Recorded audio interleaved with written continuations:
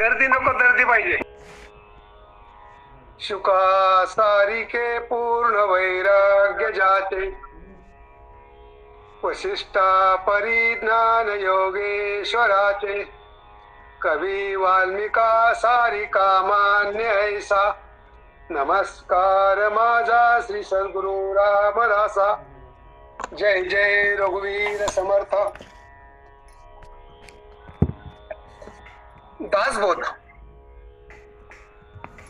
दासबोधामध्ये आज श्लोक क्रमांक 63. घरी कामधेनु पुढे ताक मागे, हरिभोत सांडोनी विवाद लागे. करी सार चिंतामणी काच खडे, तया मागता देत आहे उदंडे. अतिशय सुंदर श्लोक आहे आणि प्रत्येकाच्या जीवनाशी तो निगडीत आहे. दैनंदिन जीवनामध्ये प्रत्येकाला त्याचं ज्ञान होत असत. अरे म्हणा, तू कसा वागतोयस हा थोडा अंतर्मुख पाहून तू जरा विचार कर. घरात साक्षात कामधेनू आहे आणि तू आजूबाजूला ताक फिरतोय, ताक मागत फिरतोय.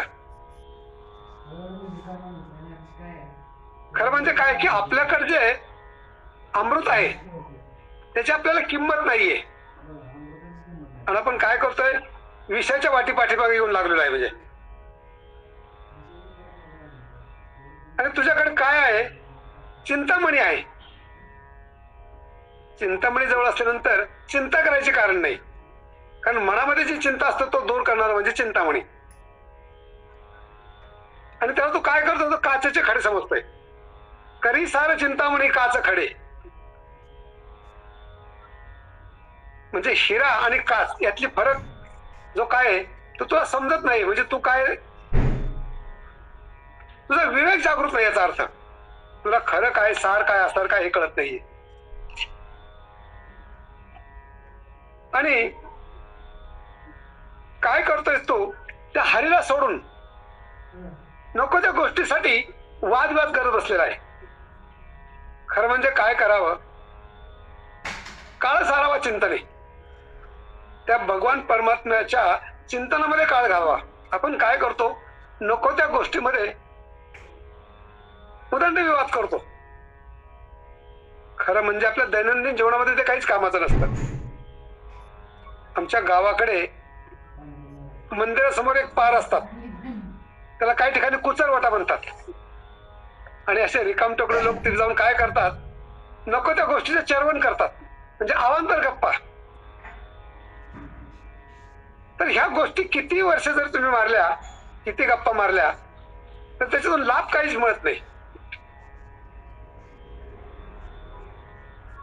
खरं म्हणजे जे आपलं आयुष्य आहे ते सार्थकी घालवायचं असेल तर काळ सारावा चिंतने, भगवंताचं नामस्मरण करावं, चिंतन करावं. आपल्याकडे काय आहे, प्रत्येकाकडे भगवंतानी सद्बुद्धी दिलेली आहे, सुंदर शरीर दिलेलं आहे, हात पाय कान डोळे दिलेले आहेत. याचा विचार कशासाठी केला पाहिजे, त्याचा वापर कशासाठी केला पाहिजे याचा विचार आपण करत नाहीये.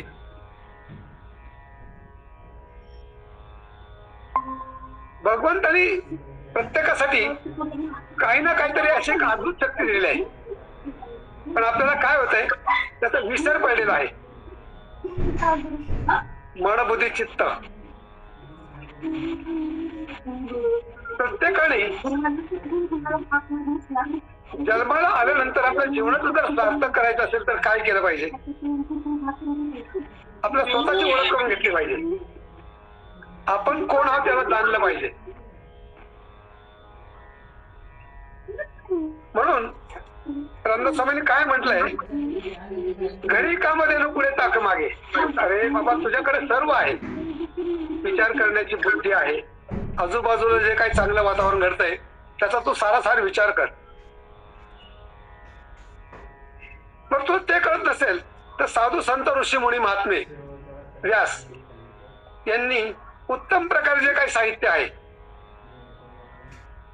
संतांची वचनं आहेत, वेदशास्त्र पुराण आहेत,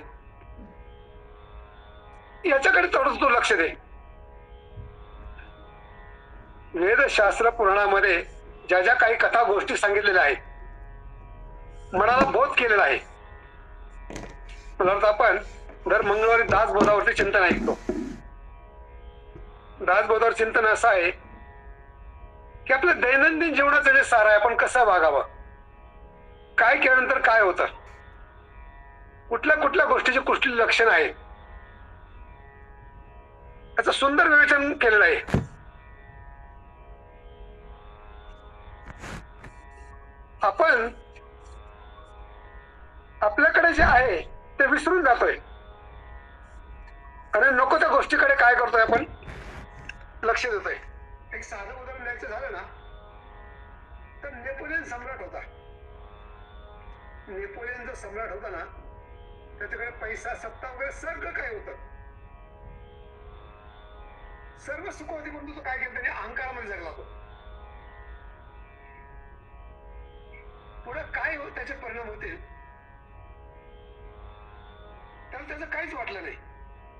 आणि मग सत्ता, पैसा, अहंकार याच्यामुळे सुखी जीवन घालवलं असं त्याला वाटायचं, परंतु ते बेपर्वाईचं जीवन होतं खरं म्हणजे. आणि तो काय झाला की खऱ्या सुखापासून मुकला. आपलं पण तसंच होत आहे. काय होतंय, उतार वयामध्ये भ्रामक गोष्टी ज्या आहेत त्याच्या कल्पना पाठीमागे लागतात. संसार, प्रपंच, मुलं, बाळ, नातू. आमच्या गुरुजी एक छोटीशी कथा सांगायची. एक मोठा सम्राट होता म्हणे. त्या सम्राटाकडे खूप संपत्ती होती. एक दिवस त्यांनी काय केलं, प्रधानजीला सांगितलं की आपल्या खजिन्यामध्ये किंवा आपल्या राज्याची सगळी संपत्ती किती आहे. प्रधानजीने म्हटलं ठीक आहे, काय हरकत नाही, मी तुम्हाला सांगतो. म्हणून प्रधानजीने काय केलं, त्याची संपत्तीची मोजदाद सुरू केली. आपल्या तिजोरीमध्ये किती आहे, राजवाड्यामध्ये किती आहे, खजिन्यामध्ये किती आहे, नंतर आपल्या आजूबाजूला आपले संपत्ती किती आहे, हत्ती, घोडे, राजऐश्वर, सोने, नाणे, पैसा, अडका, हिरे, माणिक, मोती, आपल्याकडे किती काय म्हणतो त्याला आपण, गड किल्ले किंवा राजवाडे असं म्हणून, हे सगळे किती आहे त्यांनी पाहिलं. अशी मोजदाद एक महिनाभर चालली. आणि एक महिनाभर मोजदाद चालल्यानंतर त्यांनी येऊन सांगितलं, महाराज, जवळजवळ आपल्याकडे 7 पिढ्या बसून खातील इतकी संपत्ती आहे. आता प्रधानजीचं हे उत्तर ऐकल्यानंतर खरं म्हणजे त्याला आनंद व्हायला पाहिजे होता ना, पण तरी त्याच्या मनावर, चेहऱ्यावरती एक छोटीशी काळजीची छटा उमटली. प्रधानजींनी सांगितलं की महाराज, 7 पिढ्या बसून खातील एवढी संपत्ती आहे, तरी तुम्हाला आनंद का होत नाहीये. त्यांनी सांगितलं, अरे बाबा, माझ्या 7 पिढीची मला चिंता नाहीये, माझ्या 8व्या पिढीचं काय. खरं म्हणजे आपलं पण तसंच झालेलं आहे. ज्या गोष्टीशी आपला काही संबंधच राहणार नाही, त्या गोष्टीची आपण काय करतोय, चिंता करतोय. खरं म्हणजे ती चिंता टाळली पाहिजे. ती भ्रामक चिंता आहे. भ्रामक चिंता मी याच्यासाठी म्हणेल की आपलं अज्ञान त्याच्यामध्ये दिसून येतं. त्या अज्ञानामध्ये काय होतंय, आपल्याकडे जे आहे त्याच्यापासून आपण दूर जातोय. म्हणून संत तुकाराम महाराजांच्या गाथेमध्ये सगळ्यात पहिला जो अभंग आहे ना, त्याचं वेळोवेळी स्मरण करावं. काय सांगितलंय तुकाराम महाराजांनी, समचरण दृष्टी विटेवरी साजरी, तेथे माझी हरिवृत्ती राहो, अनेक न लगे माईक पदार्थ, तेथे माझे अर्थ नको देवा. हे वचन फार महत्वाचं आहे. अनेक न लगे माईक पदार्थ, तेथे माझे अर्थ नको देवा. म्हणजे भगवंता, मला तुझ्या मोहमाया पाशपातून मोकळं कर. ब्रह्माधिक पदे दुःखाची शिराणी, तू मला जरी ब्रह्मपद दिलं तरी शेवटी दुःख आहे. कारण ब्रह्मपद कधी मिळतं, तुमचं जे संचित काय आहे कर्म, तुमचं पुण्य आहे, तुमचं खूप पुण्य फळ झालं तर तुम्हाला ब्रह्माचं पद मिळेल. पण तिथे कधीपर्यंत असेल, जोपर्यंत तुमचा पुण्याचा साठा आहे तोपर्यंत. आणि एकदा तो पुण्याचा साठा संपला की जसं बँकेतल्या खात्यातले पैसे संपले की कॅशियर सांगतो तर तुम्ही येऊ नका, तसं ब्रह्मपदाचं तुमचं जे संचित पुण्यकर्म आहे ते संपलं की तुम्हाला परत मृत्यूलोकामध्ये यावं लागतंय. म्हणून तुकाराम महाराज म्हणतात, ब्रह्मादिक पदे दुःखाची शिराणी तेथे दूषित जणी जडो देशी. आणि मग शेवटी त्यांनी खूप सुंदर सांगितलेलं आहे, तुका म्हणे त्यांचे कळले अमवर्म जे जे कर्म धर्म नाशिवंत. आता नाशिवंत कर्म कुठलं आहे आणि शाश्वत कर्म कुठलं आहे त्याचा जास्त त्यांनी विचार करावा. आणि तो विचार करण्यासाठी प्रत्येकाला मन बुद्धी चित्त दिलेला आहे, नवे नवे डोळे दिलेले आहेत.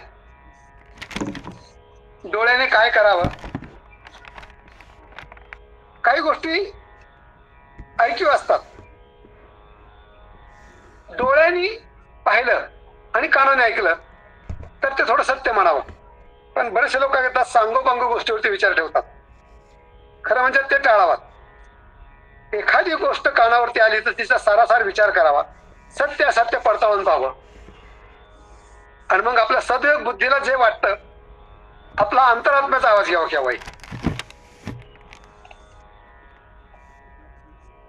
काय होतंय, आपण कशामध्ये अडकलोय याचं चिंतन देण्यासाठी आपल्याकडे वेळ कमी. खरं म्हणजे एक छोटीशी कथा आहे, जेव्हा प्रसंग येईल तेव्हाच आपण सांगूया. पण आज एवढंच सांगेल, स्वतःमधील चैतन्याची जी जाणीव जी आहे ना ती करून न घेतल्यामुळे काय झालं, या बहुतांश लोकांना बाह्य सुखाचे नाशवंत जे पदार्थ आहेत ना, हे जे काय ऐश्वर आहे ना याच्यामुळे दारिद्र्य भोगावं लागतं. या कुठलं दारिद्र्य, मनाच्या विचाराचं दारिद्र्य.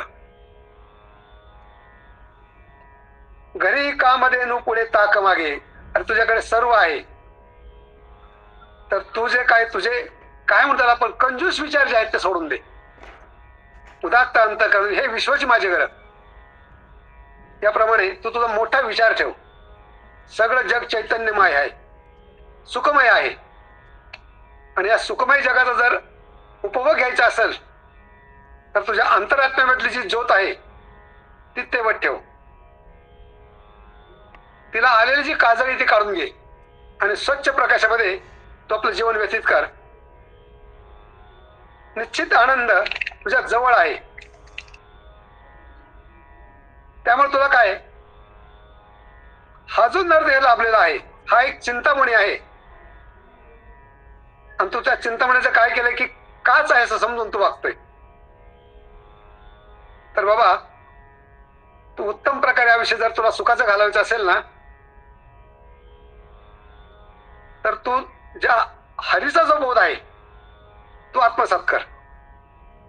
हरीचा बोध म्हणजे वेदशास्त्र पुराणे याच्या वचनावरती जर चालला तर खरा धर्म जागावला जाईल आणि तू आनंद होशील. आजच्या चिंतनामध्ये आज या ठिकाणी आपण सेवेला पूर्णाराम देऊया. जय जय रघुवीर समर्थ.